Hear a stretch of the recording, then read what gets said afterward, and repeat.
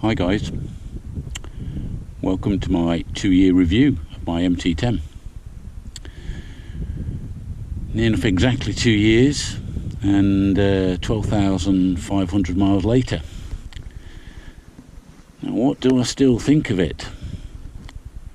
Well, I mean, when I originally went to buy it, never intended to buy an MT10. I'm perfectly happy with a sensible Versys 1000. It was a great bike, perfectly reliable. And then I thought I'd go and see what the fuss was about and go and test ride one of these. And I'm afraid its lunacy had me hooked right from that moment.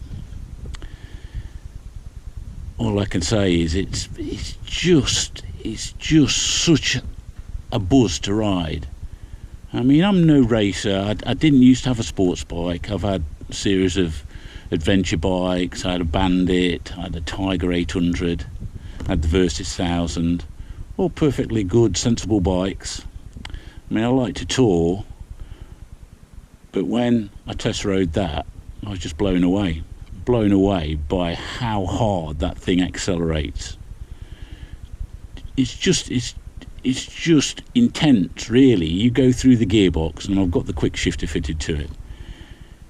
It just accelerates like nothing else I'd ever ridden. I'm sure a sports bike will accelerate still quicker, but for me, coming from, I mean, I've had a speed triple as well, and that was quick, but this is quick on a altogether new level, really. Well, it was at that time, and I still haven't found anything I like more. So, I mean, what have I done to it in those 2 years? Well, not a lot, really. I've made it more touring friendly. I've hardwired in the Garmin sat nav, which fits on there. It's a Garmin 660. Put the rack on, the Givy top plate, and I've got a big Givy box, all of which you can see in previous videos. I fitted the holders for the SW Motec blaze panniers, fitted bobbins, and not a lot else really. Still got the catalytic converter on and the stock exhaust, and that's mainly because I do a lot of touring, and I didn't want it to be too loud. And unfortunately, these decat it, and especially if you keep the stock exhaust, it's supposed to be extremely loud. If you do go for a full Akrapovic system, it's bloody expensive, to be honest, and I've just thought it's not worth spending the money on it. One thing it did flag up when I had it serviced at 10,000 miles, just before I went away on the holiday, was the noise coming from the valve. I don't know if you can hear can you hear that ticking under the seat? That was flagged up in the service, and that operates cables which operate the valve in there. Now, if that eventually packs in, which it probably will do now it's out of warranty, I may decat it and go straight through. But if I do go straight through, I want a quiet end pipe. So if anybody wants to leave a comment of what they think is the quietest end pipe with a decat, I'd appreciate it. Other than that, tyres, the original Bridgestone, I think the BT21s or 20s. The rear lasted 2,500 miles. I stuck another rear on, the same. That again lasted about 2,500 mile. And then I stuck Michelin Pilot Road 4s on, which I was quite happy with. They worked well. I did have quite a big moment on it though, where the back stepped out, and that was pulling out of a car park.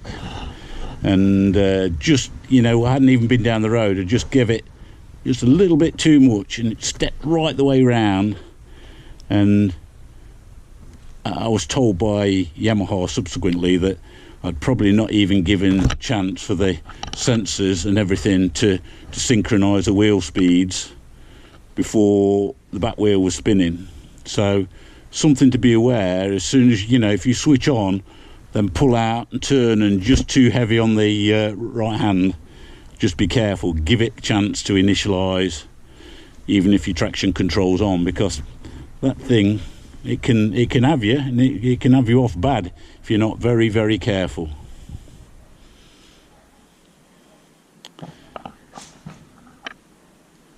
So, tyre I've decided to go with now, and I mean the Michelin Pilot 4s, they lasted to just under 10,000 miles. So what they did, probably 5,000 miles the 4s did.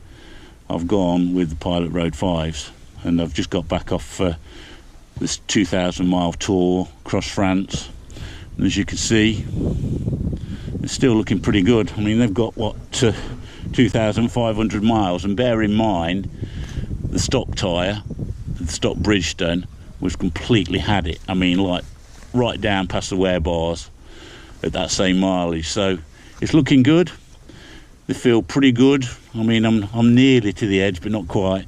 They feel pretty good when it's leant over. No cause for concerns, although it's been pretty hot and dry all the time I've been away. So yeah, I think a thumbs up for the Pilot 5s. Now, gripes and problems. Not really any. In all this time, I've not had any issues, apart from the seat. And again, this is a fairly common problem, and a lot of people say the seat, the stock seat, isn't very comfortable and have gone for the comfort seat. I personally don't have a problem with it. I think it's comfortable, but the first one I had let water in, and when you sat on it, water seeped out of the seams. Also, it rocked around. The second one fitted better, but now it's got another, I don't know, 6,000 or 7,000 miles on it. It does that, and the catch is properly fitted. Looks crap, doesn't it? Really, it is crap. What it is, the rubber's compressed, and I know you can shim them out, but I've just gave up trying to make it any better and just use it. You'll also probably notice a mark there. That's where the blaze panniers have been on. I had a lot of weight in the panniers, and what I didn't do, I didn't tape up those pieces there. It's marked it, which is a bit pissed off about, but what's done's done now. I mean, I suppose I can get them changed, but just something to be aware if you are using blaze panniers. Take that bit up first before you put panniers on. You probably also noticed down here quite a lot of stone chipping on the guards. I mean, I guess most people don't normally see that because they've changed it and took the cat off. I mean, four sets of wheel changes as well. The yellow's a bit chipped in places. I suppose it's to be expected. You know, we use 12,500 miles on it now, and those yellow wheels are a right pain in the arse to keep clean. I mean, you ride it, 4 or 5 miles down the road, and even though I'm quite careful about the amount of chain lube I put on, they look mucked up, after the first few miles. So you begin to lose the will to keep cleaning them. See the mark on this side, look as well. Not very clever. And that horrible bodge there with tape, I know it's not attractive, but it was done purely for while I was away. I blocked up this hole here, both sides, with a bit of Gorilla Tape, and that does, it stops the water coming up. When your top box is on, there's still a gap there, and water off the back tyre when you're touring ploughs up through here and covers your back full of, your jacket full of crap. So doing that, it stops it. I know it's a bodge, but I've left it on for the time being. It does work quite well. Your back stays quite clean and dry, with this on, the back the back givey box on.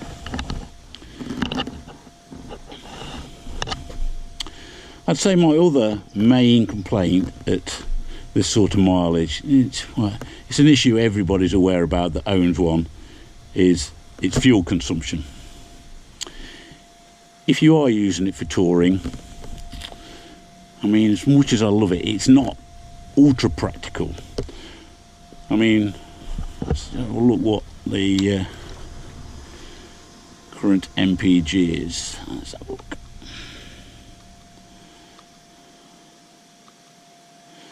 Yeah, 38 MPG, and that's 38 British gallons, miles per gallon, not US gallons.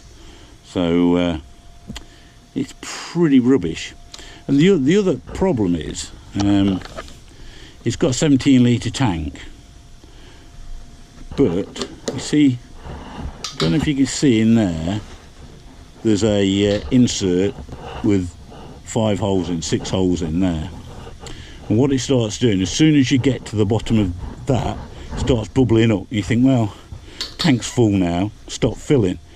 But if you actually persevere and fill that right up there, from the point where it starts bubbling up to the point where it's at the top of the tank, you get virtually another 2 litres in that tank.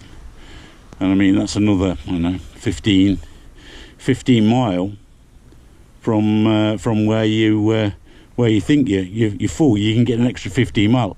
But, you know, everybody's filled up and, you know, tapping their hands and thinking, where the hell are you, when you're sat at the filling station squirting a little bit in just to get it to fill up. So right,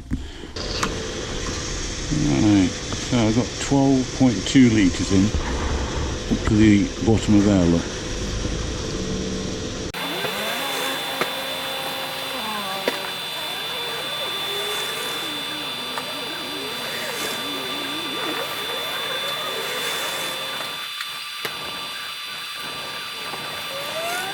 Cool.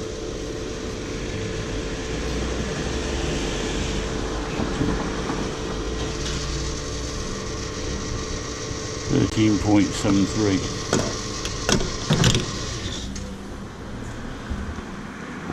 Other than that, no problems with the engine. Everything's been absolutely fine. It's not used any oil in that time. The gearbox is super slick. I love the quick shifter on it. Brakes are okay. Like I say, I'm not a racer. Loads of people are complaining the front brakes not up to it. They fit Brembo pads. I've got it completely stock. I don't have a problem with it, but I'm not one of the last late breakers. So as far as reliability goes, top marks really. It's just stuff like the seat. It's minor really on the scale of things. So all in all, really pleased with the bike, and it might be a bike that I keep for a lot longer. I love riding it. Like I say, it's just the fuel consumption, the small tank, the filler of the tank, so you get even less in unless you persevere. They're my main gripes, to be honest. I mean, I'm a big guy. I'm 6'3". I'm comfortable on this bike, which I wasn't on the Speed Triple. The Speed Triple was more cramped. I ride my wife's Street Triple as well. It's even more cramped. So if you're a bigger guy, you can certainly get your kicks on one of these.